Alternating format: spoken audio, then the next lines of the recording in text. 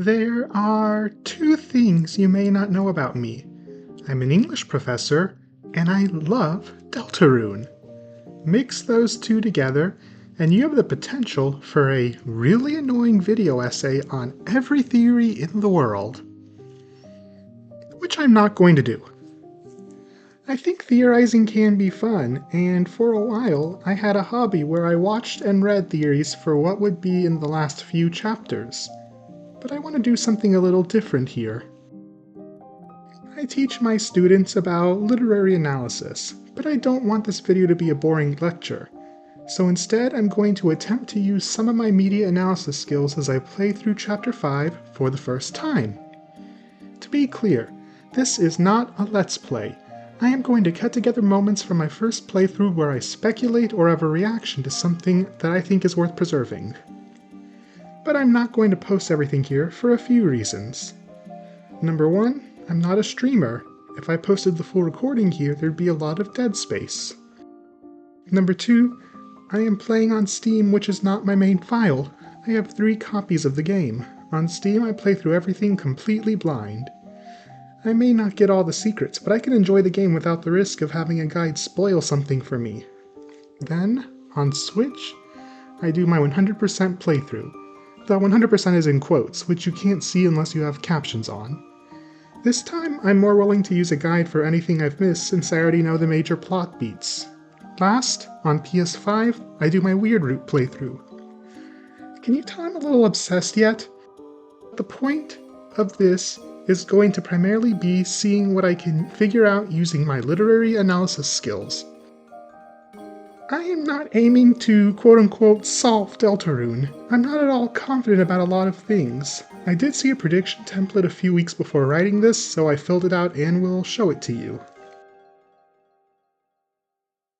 If any of these somehow end up being right, I will happily explain what I mean by these, but if you don't otherwise, yeah. Now, my goal here is to focus on the tools Toby Fox uses to determine overall theme and character trajectory. To give an example, this is less who is the knight and more why is the knight. Note that I'm not necessarily expecting either of those in this chapter, that's just an example. I wrote this section on June 17th, 2026, and the day I'm recording it is June 23rd, 2026. When next you hear from me in this video, it'll be June 24th, 2026 release day, and I am uploading this in July. I'll see you on the other side.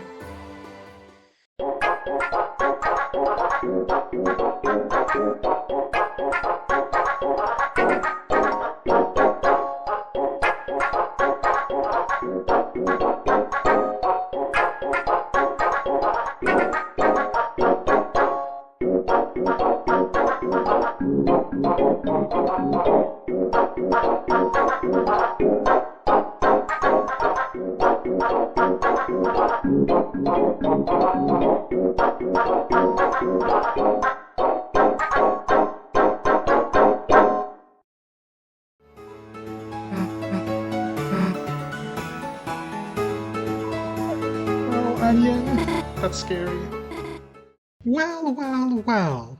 Not so smart are you now that you've gotten almost everything on this chart that came to fruition this chapter wrong. Granted, that's like 3 things, but I do want to talk about it very quickly. I just want to note, still don't know who the knight is, don't know who anything in the top row is, don't know anything about the middle row. Jonkington is probably not the Tale of Hell.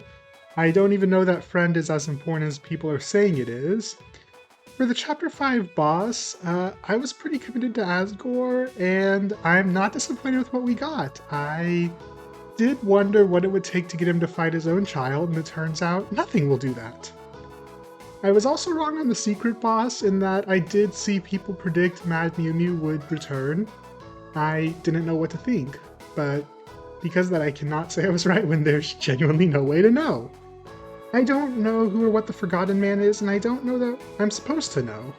And I also don't know about the angel.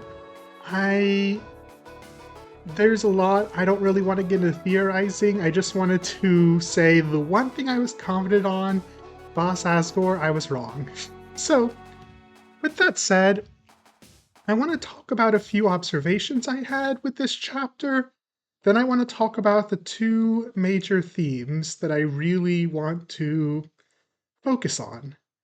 So, first up, just with these observations, I think there's something really interesting about Chris's jealousy at the end. That's how I described the end with them when they had that aside look.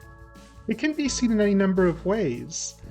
It may not necessarily be jealousy, it might be pity or guilt, but to me, even if you look past that, I definitely got some vibes that Chris was jealous towards Susie and Noelle. Were they jealous of Susie, jealous of Noelle, jealous of both? I don't know. I genuinely do not know. But I do think there's something there future chapters are going to cover. I also wonder if the Flower Shop Dark World was planned ahead of time, or if Chris specifically made that Dark World to keep Susie apart from Noelle. If so, that would tie into this jealousy. Again, there's not enough there, but when Chapter 6 comes out, hopefully next year, we'll see how that looks. My next thing I want to note, I was really impressed with how the Knight was handled this chapter. They were a force of nature. I think that the fact that the entire chapter they're kind of looming over, there's the Rousey's fear. No, I mean, there's everyone's fear, really, that the Knight is going to show up and kidnap Asgore, and I guess that makes sense. The only things that we've seen the Knight doing are kidnap Undine, trying to kidnap Toriel, and then summoning a Titan. We don't know who they are or what they want. And so I think there's a really nice kind of ticking clock moment in the background of this chapter. You need to make it to Asgore before the Knight shows up. And then you fail. Right when you close the fountain, it's just barely too late. The Knight shows up, and this is what I love. The Knight is, again, a force of nature. They take Asgore, and the Lancer fan club is not able to do anything to stop them. It all comes down to Flowery. He abuses game mechanics. He does something like Sans' teleport. He starts a battle with the Knight that the Knight's not able to flee from, and he gets destroyed. The Knight kind of follows the Jaws / Sephiroth theory of appearances in this chapter, where the Knight does not show up any more than is necessary for maximum effect. If you see the Knight every other second this chapter, where you're constantly chasing them, then I don't think that the shock of what happens at the end really holds. I think that for this to work, you need to think, okay, we did it, what next? And then the Knight swoops in and ruins everything, and you might just have a fleeting hope that Flowey can save Asgore, and you're wrong. We don't even see the Knight leave the Dark World with Asgore. It's just Flowery is bisected, and that's it. So I really, really loved that. I think that that's a better way to handle the Knight. Yes, we get some emoting from them in Chapter 4, but for what we know of the Knight and how powerful it is, and how scared everyone should be of them, I don't know. I think that the Knight's portrayal as, again, a force of nature, as the shark from Jaws, really helped this chapter's tone. It's all light, bright, happy, and then, oh, that's so much worse with the Knight. Compare Chapter 4. This is not a criticism of Chapter 4, although also criticism is not inherently negative. But I think it's worth noting that in Chapter 4, you see the Knight a few times, you're chasing them. There are still goofy moments of levity, stuff like Jackenstein. Oh boy, I have something to say about Jack, but we'll get back to that later. The Knight is still there, but by the time you get to the Knight, I don't know how much tension there is. It's framed as if the Knight is cornered, and maybe the Titan's a distraction, maybe the Titan's a last-ditch effort, the Knight's probably still in the church afterward, but this time, it is the other way around. And I think that really helps with the Knight. I think that's something the Knight really needed. Now, what is the Knight doing? What does the Knight want? I have no idea. Who is the Knight? I think it's probably Des, but if I'm wrong, I'm wrong. Now, speaking of the night, there is just a creeping sense of foreboding in this chapter. That's really weird to say, isn't it? It's fun, it's goofy, the flowers are great. There's not even anything spooky, if you will. When I say that, I mean compared to like the gumball machine, the gachapon machine, whatever you want to call it in Chapter 3, and the Gerson statue in Chapter 4. It's not really bleak at all, but the whole time under the surface, you know something's coming. It's almost like, well, no, there's no almost like. The sunset in the background is a countdown, and something bad is going to happen when the sun sets. And beyond that, yeah, it's another fun adventure, but no one actually says such. I was kind of expecting it to be more overt, but I appreciate that it isn't. The prophecy is still weighing heavily on everyone. Rousey's the only one who's not really. Well, we don't know about Chris, but compared to Susie, Rousey's not really avoiding it the way Susie is. And furthermore, what else I want to add about that is there's just. We go into the Dark World before we know what happened with Rudy. Is he critically injured? Is he dying? Is he okay? What's going on there? What happened to Noelle? We are not going to find out this chapter. We're not going to find out for a whole nother year till Chapter 6 releases. And every single time that we saw a light going back to the light world, I was just thinking, I need to know if Rudy's okay, then I can come back and save Asgore. Of course, that wasn't an option, and partly because we have to hurry or the night will take him, and the night took him. I am not somebody who's really seen more than a handful of episodes of How I Met Your Mother, but I know that there's one episode where you can see numbers in the background and they're counting down in every scene. Maybe shot, I don't know if it's shot or scene, but they're counting down, and then one of the main characters gets some really bad news at the end of the countdown. That's basically how this chapter is with the sunset, and I think that that's really incredible thematically. A few other thoughts. I love that Flowery is an anime protagonist, specifically an Otome protagonist. In the early 2000s, I feel like you would have seen him everywhere with people like Naruto, Edward Elric, Inuyasha. I'm a fake anime fan. The only one of those I saw was Naruto, and even then that was as a kid. I remember very little of it. But I love, he even gets his own, like, his theme at the end. It's an anime opening. It's awesome. I love seeing how Rousey changed throughout the chapter. I'm not going to discuss that there may be more overt transfemme Rousey hints. I think there are other people better equipped for that who have been following those threads from the first chapter, and I admittedly have not been. But I love it. I am here for it. Give me an Isn't She Lovely Rousey, Toby Fox. I also really love how Rousey and Susie just gain more agency throughout this chapter. They're not just following Chris around doing everything they say anymore. They are to an extent, but it's becoming less and less. And this has been the case since really Chapter 2. Chapter 1's a bit of an outlier because Susie wasn't actually part of the Lancer fan club for a while. But this time, when you are going to the top of the castle and they start acting on their own during the platforming section, I think that is just emblematic of all this. You get fewer and fewer choices. Susie overrides you sometimes. Rousey's being told, Rousey's starting to understand he needs to think from, not like he needs to take charge of himself, of his own life. I said I would have a script, and instead I'm just going off bullet points, but what can I say? So I'm really interested in seeing where this agency goes moving forward. Two more things I want to say before I focus on the two major themes. Number one, the slow text at the end when Chris is taking the shelter code and about to tear it in half. They almost certainly know it's there. But I wonder if that slow text, it could be just for dramatic tension, it really could be, but I would like to think, especially with Chapter 4's cliffhanger, I would like to think that it's guilt, that Chris is feeling like, oh my god, my dad was kidnapped, he is an actual life-threatening danger. And this shelter code is the only way we can save him, but I promised, I have a duty to uphold. I'm going to be betraying my friends, my own family, but I have to do this.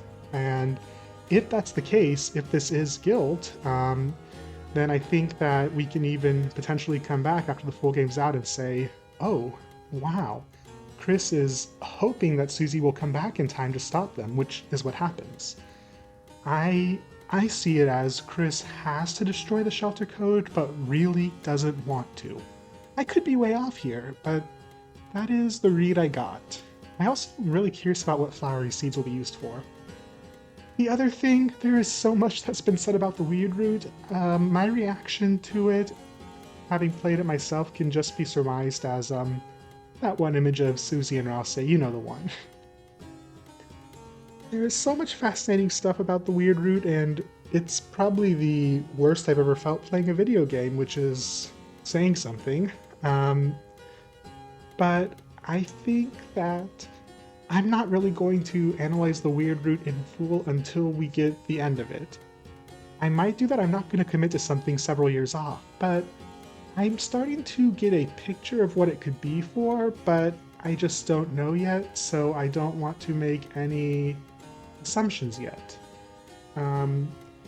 It's really well done though, I'll give it that. So, the first theme that I want to mention, and just bear with me because your answer is going to be duh, nostalgia.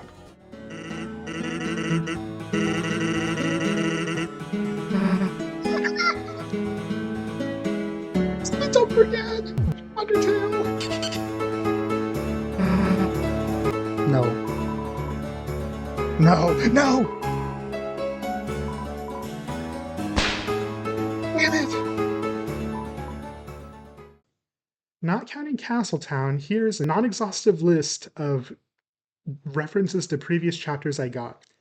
Everything about the Garden of Hopes and Dreams, the layout of it, the aesthetics and designs, the fact that you see the name of the song appearing on the screen, and then it ends in the castle. You have the tropical Starwalker, in addition to the regular Starwalker. The song from Chapter 1, Weird Birds, is mentioned in-game, and then, of course, it has a sequel, Weirder Birds, on the Chapter 5 OST. There's a lot of mentionings of the world revolving. A lot, more than any previous chapter. You see Rules' puzzle show up at the very beginning, which I think was the most blatant example of this. I don't want to call it nostalgia pandering because that has a negative connotation, and I think that this was done intentionally, and I think it worked. But I want to get through the rest of the list. You have Floridins, which are basically Rudins Part 2. I was going to make a note of this and I forgot, but that scissor enemy from Chapter 1 that was an obstacle is back now as an actual enemy you can recruit. Cutie Mew Mew Magic quotes the World Revolving's part of Don't Forget. Rouse mentions Jebel's yellow bird in his act, even if you don't fight him. Aqua and Seth mirror Lancer and Susie and how they antagonize you throughout the chapter, but how they're goofy, you don't really see them as villains or even foes. I know Aqua, most people are surmising Aqua as a Chris parallel, and I don't disagree with that, but I think that looking at it in terms of this as a retread of Chapter 1, they kind of serve the same role. Rousey's back in his Chapter 1 outfit for parts of the chapter, even though you were told in Chapter 2 he'd never wear it again. The egg was in a different location in Chapters 3 and 4, aesthetically and location-wise as well, but now it's back to where it was in Chapters 1 and 2. You have to eat the moss in jail to progress the plot, and the fact that jail's back as a whole. The save point made fun of this. She reuses an attack from Jebel. Even though last chapter we got a new battle theme, and from now on, this chapter we're back to Rootbuster instead. It's a great remix, don't get me wrong, but it also feels intentional with the rest of this. The credits song is a remix of Field of Hope and Dreams specifically. It's called Scarlet Forest on the OST, it's Field of Hope and Dreams.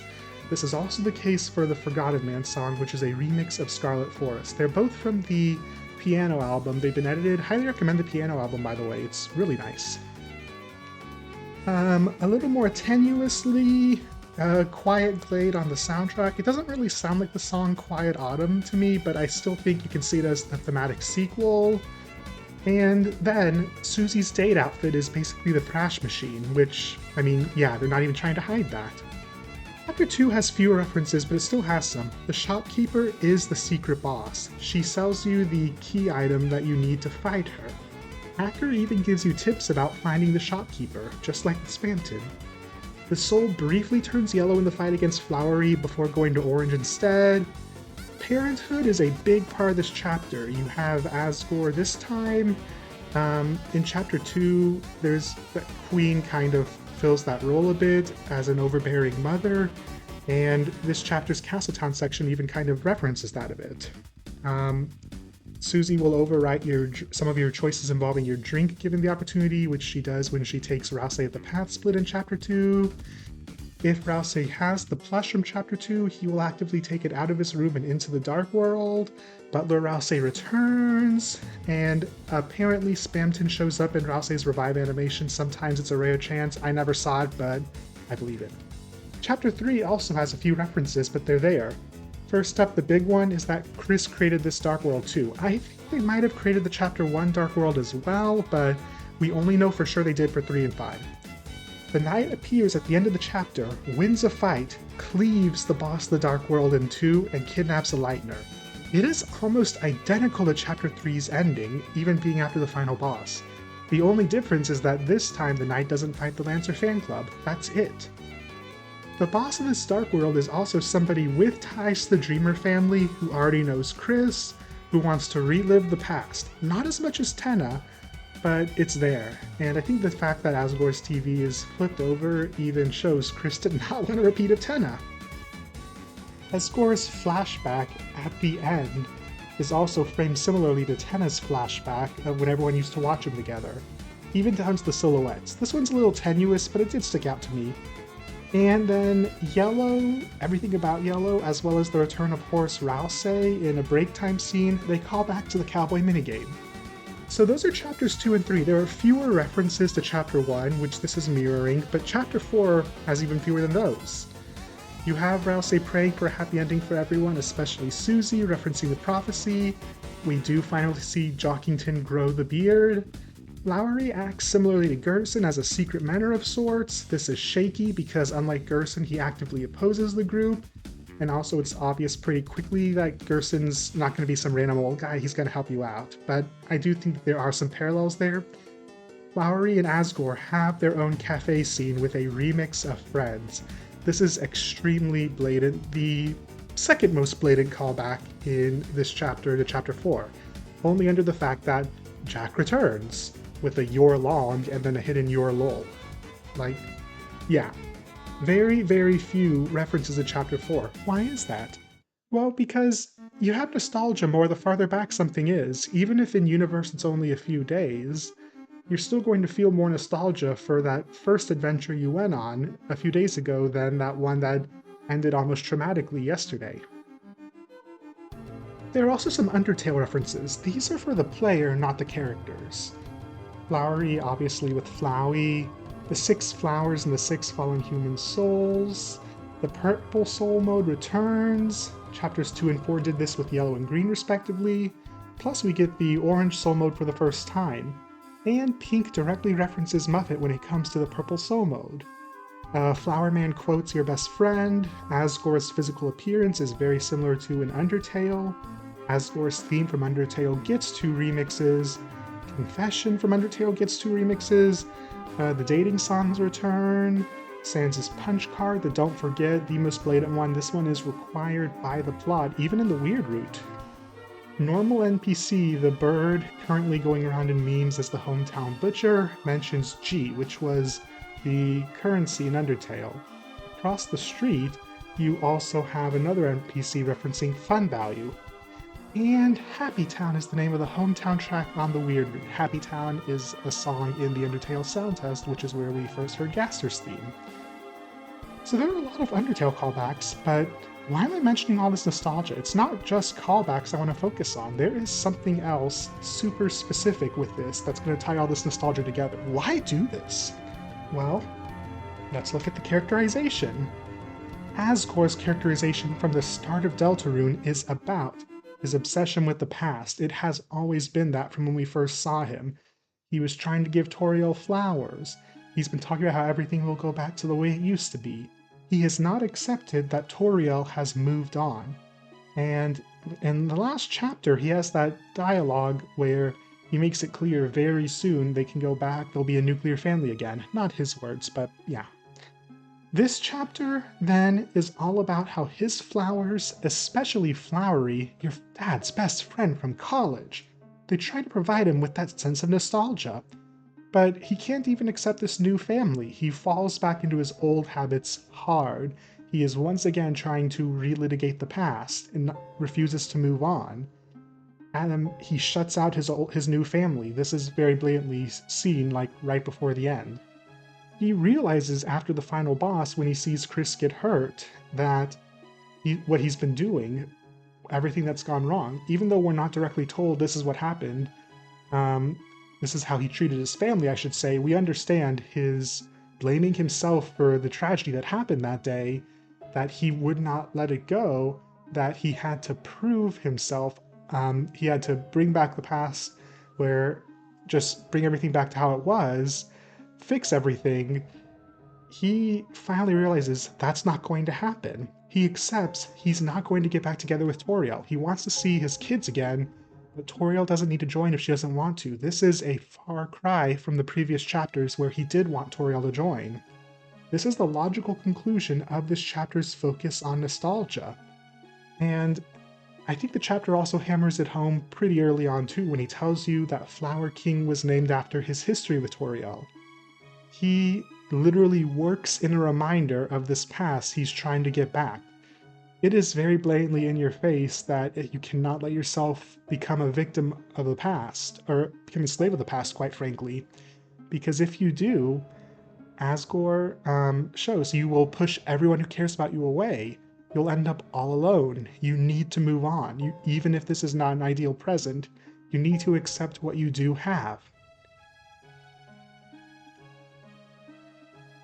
Toriel is also tied to this nostalgia. She mentions that she was up all night with Sans enjoying the nostalgia of the pun-off, something she hadn't done in a long time. And I think that's pretty notable. She enjoys this. It may cause some changes in the future. She and Sans get closer, which will definitely happen. Everything will be fine with him. But she is not a victim of... She is not entrapped by the past the way that her ex-husband is, or her ex-husband. Flowery's whole character is this. He is a Rudy parallel, you can see it with the portraits, but he's also Asgore's college friend. And in that sense, he shows everything he does with how he acts with Asgore, and then you learn Asgore was only playing along anyway. It shows Asgore, it holds a mirror up to his face and says, this is what your focus on the past has done to you.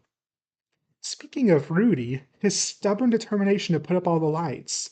He used to be able to do that. When he went to church last chapter and people were concerned. He can barely leave the hospital. Going to church took a lot out of him. It's clear in both routes that the lights are taking so much out of him. He refuses to accept the present. He's also stuck in a past that no longer exists. This results in his fall, and we don't know what's going to happen with him now.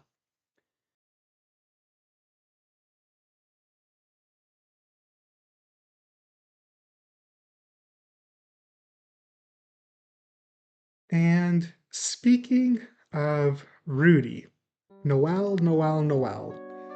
She seems pretty well adjusted, but this chapter, I think both roots kind of bring together and show she's also a victim of the past, and of course she is.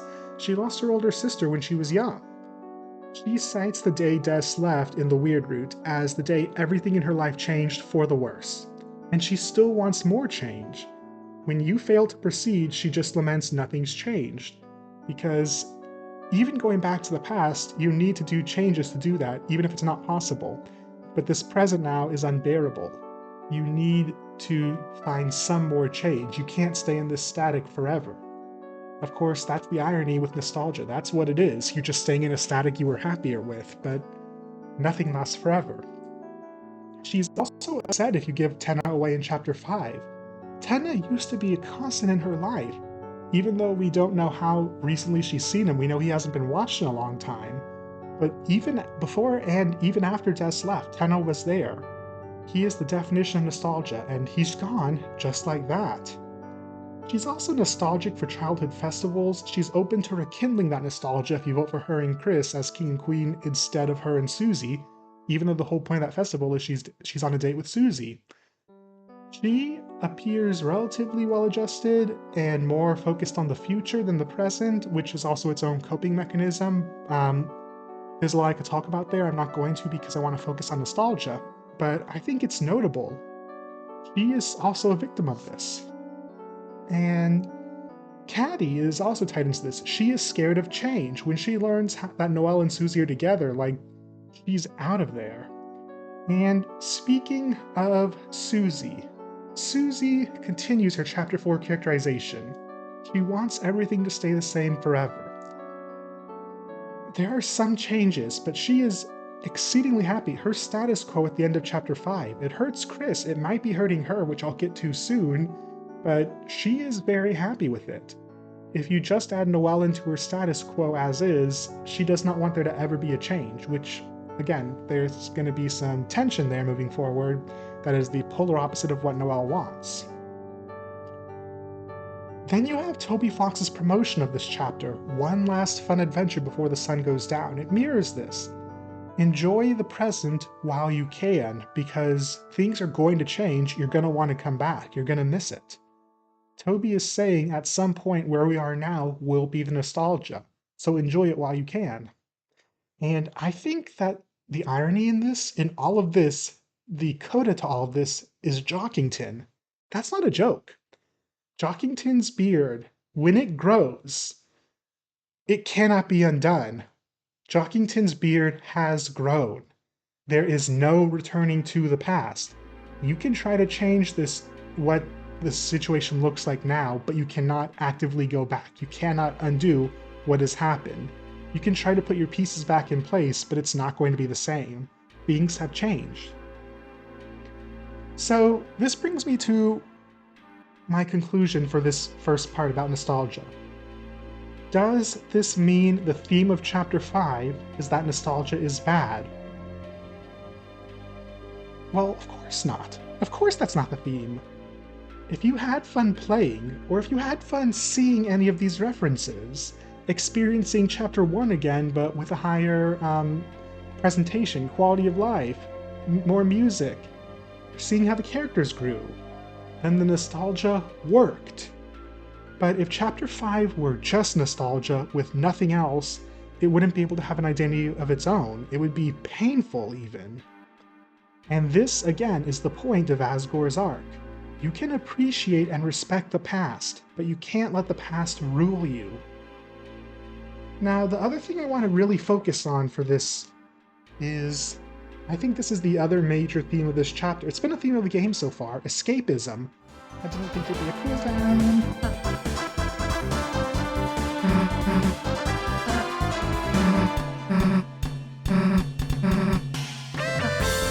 Yes!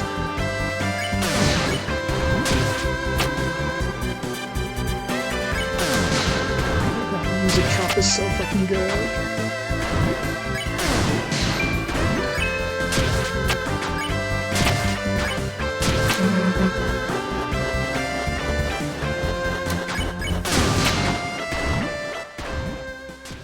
But what I think Chapter 5 has to say about escapism is, quite frankly, incredible. I just have my own experiment I want to run in this video. Sorry, Gaster, you'll have to wait. I just want to know from you, when you see Susie's situation in the ending, when Chris walks her home and she goes into Castletown, I want to know. It can be what your initial reaction was, or it can be your reaction after spending some time to think about it. But I want to know, because this is not as straightforward as you might think. Were you happy for her, or sad for her? And why? Now, I expect quite a few people will say, obviously I was sad for her, but I just want you to stop and think about it for a minute. I was. I'll show you my reaction right now.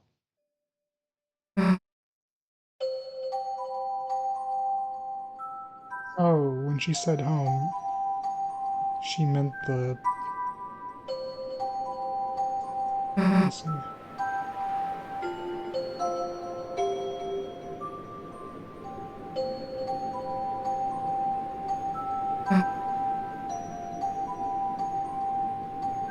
She did talk about sleeping in it, but that's...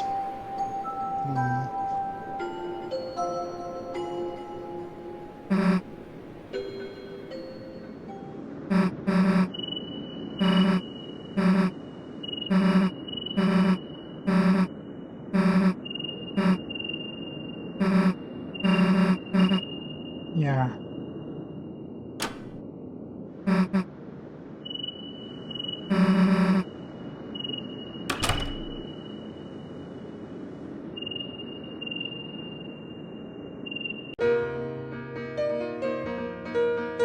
What the fuck, Toby?